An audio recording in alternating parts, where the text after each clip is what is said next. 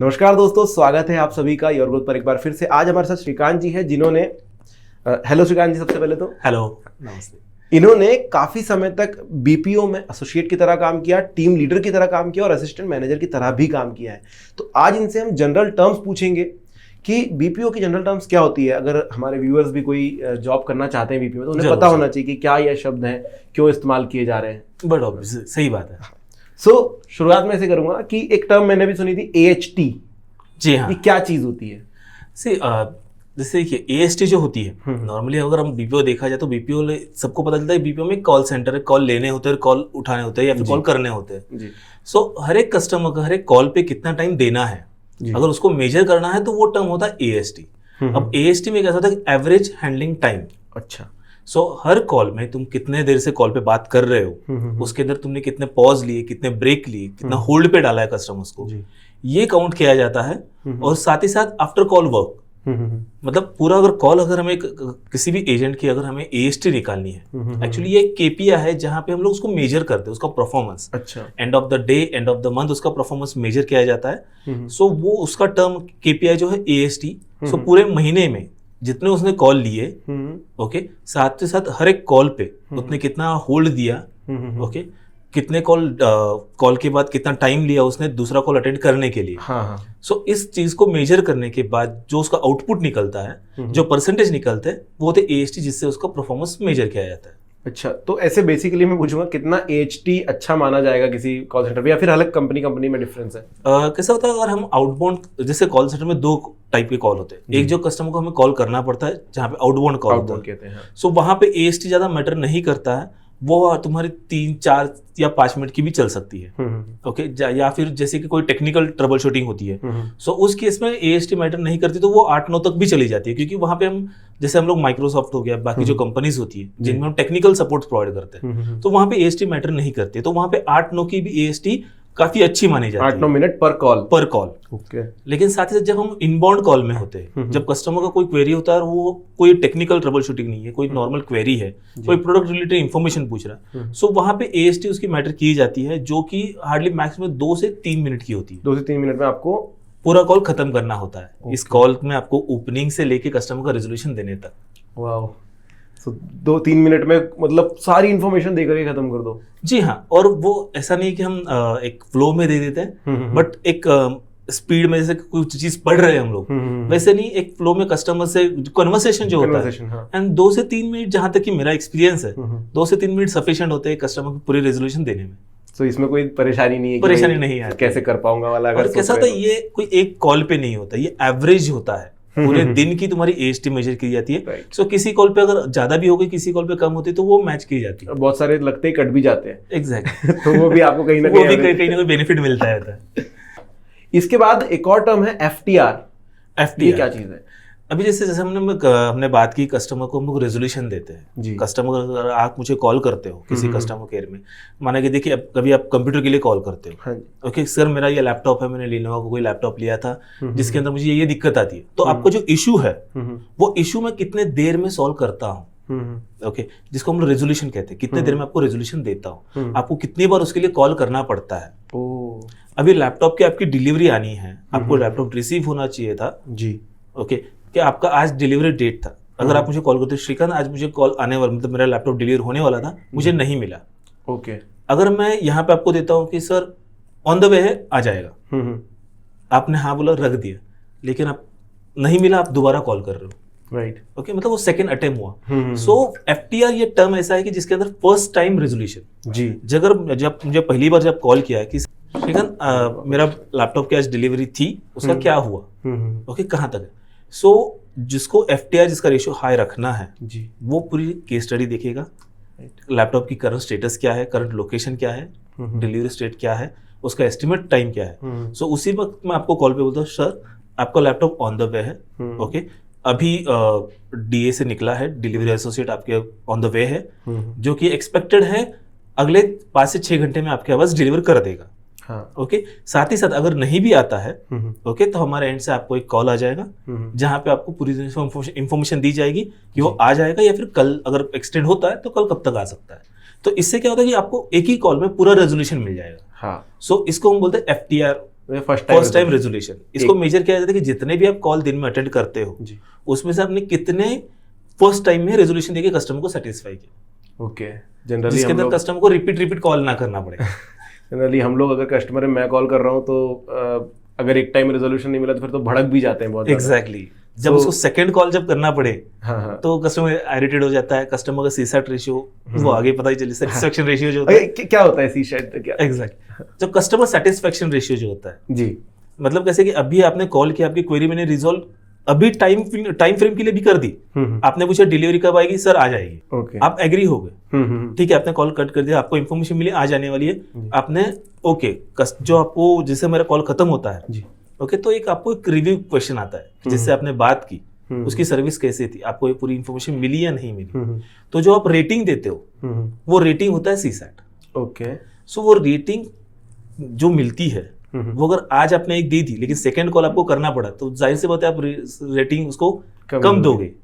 हाँ। Second call करोगे तो एक कस्टमर जो है अगर 24 आवर्स में जी, अगर रिपीटिवली कॉल करता है और रिपीटिवली रेटिंग देता है तो जो उसका फाइनल रेटिंग जो होती है वो रेटिंग कंसिडर की जाती है सीसैट में, कस्टमर सेटिस्फेक्शन रेशियो में। तो अगर वो सेटिस्फाइड नहीं है, उसने दोबारा तिबारा कॉल किया तो ऑब्वियस है कि वो आप कम रेटिंग देने वाला है और वो गिन लोगे आप। एग्जैक्टली और वो नेगेटिव पॉइंट होता है एसोसिएट के लिए।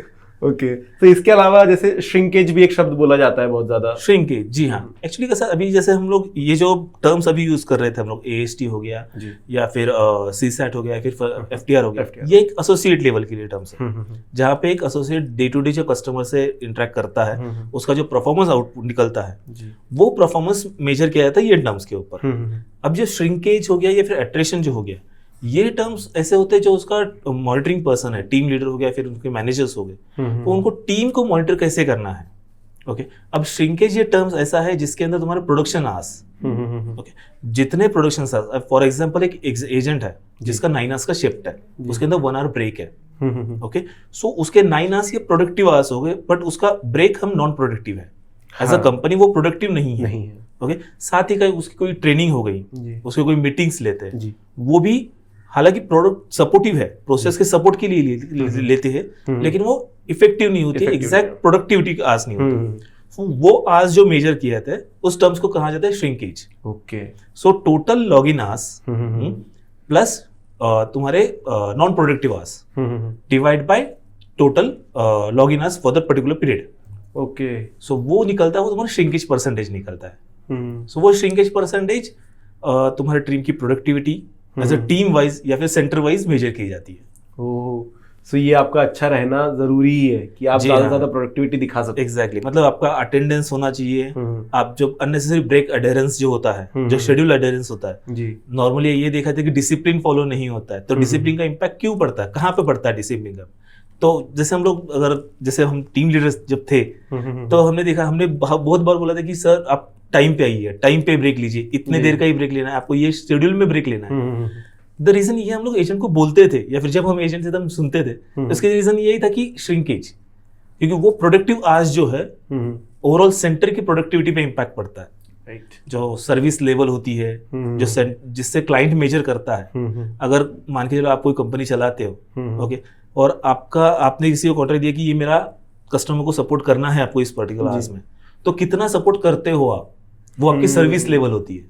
तो वो सर्विस लेवल को अप रखने के लिए ये श्रिंकेज या फिर ये जो अटेंडेंस होता है वो सब मैच करना पड़ता है। सो बेसिकली जब मैं एजेंट हूं तो मुझे ये श्रिंकेज के बारे में नहीं पता है, तो मैं तो गुस्सा ही करूंगा टीम लीड के ऊपर कि यार 5 मिनट में क्या फर्क पड़ रहा है। बट ये है भाई, सोचो समझो जरा, ये चीज है कि श्रिंकेज का फर्क उनको पड़ रहा है एक्चुअली। तो आप अगर समय बर्बाद करोगे तो ऐसे ही जाएगा, क्योंकि एक एजेंट के 5 मिनट और पूरे टीम के 50 मिनट में बहुत ज्यादा अंतर हो जाता है। और अगर एक एजेंट 5 मिनट खराब कर रहा है तो फिर टीम भी करेगी, ऐसे तो बहुत बड़ा एक नंबर बन जाएगा।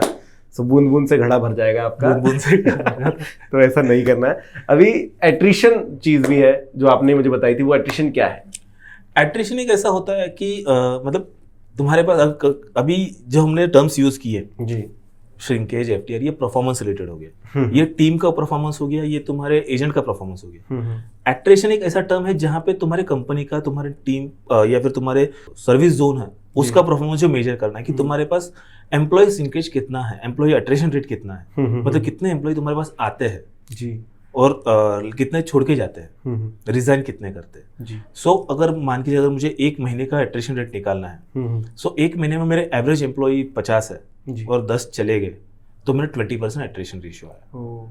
सो वो अट्रेशन रेशियो, मतलब अट्रेशन रेशियो इसके लिए मेजर किया जाता है अगर मुझे देखना है कि इस प्रोसेस से बंदे जा क्यों रहे। अब एचआर टीम होती है, एचआर टीम की रिस्पॉन्सिबिलिटी होती है कि रिक्रूट करना और एग्जिट पॉलिसी हैंडल करना।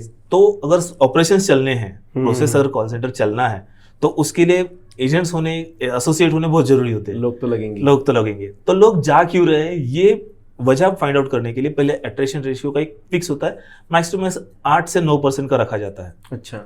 सो मतलब किसी भी अगर अच्छी तरह से कंपनी चलना है, अगर प्रोसेस चलाना है तो 8 से 9 का अट्रेशन रेशियो रखेंगे तो ही वो बेहतर होता है। अच्छा। तो अगर 8 से 9% में अगर वेरी होता है, कभी 10 पे चला जाता है तो 10 क्यों गया। अच्छा, तो मतलब जहां तक मैं समझ पा रहा हूँ कि 100 में से 8 लोग चले गए तो चलेगा, लेकिन 10 नहीं होने चाहिए। 10 नहीं होनी चाहिए। तो वो 10 क्यों गए, तो वो क्या रीजन है उसका एनालाइज करने के लिए इजी पड़ता है एचआर के लिए। तो वो अट्रेशन रेशियो कितने बंदे जा रहे हैं उसका परसेंटेज। तो ये भी कनेक्टिविटी है कि भाई अगर 11 चले गए तो श्रिंकेज भी तो आ जाएगा फिर। एग्जैक्टली। तो ये तो आपने मतलब परफॉर्मेंस वाली चीजें बता दी जो कंपनी को जरूरी है। अभी एसीडब्ल्यू वगैरह भी हम लोग सुनते हैं, वो क्या चीजें हैं? एसीडब्ल्यू एक्चुअली ये लिंक करता है हमारे फर्स्ट पॉइंट से, जो हमारा एएसटी जो था। एएसटी था, हाँ। एएसटी पे कैसा होता है कि अभी कॉल मुझे आया, मैंने कॉल पे बात की।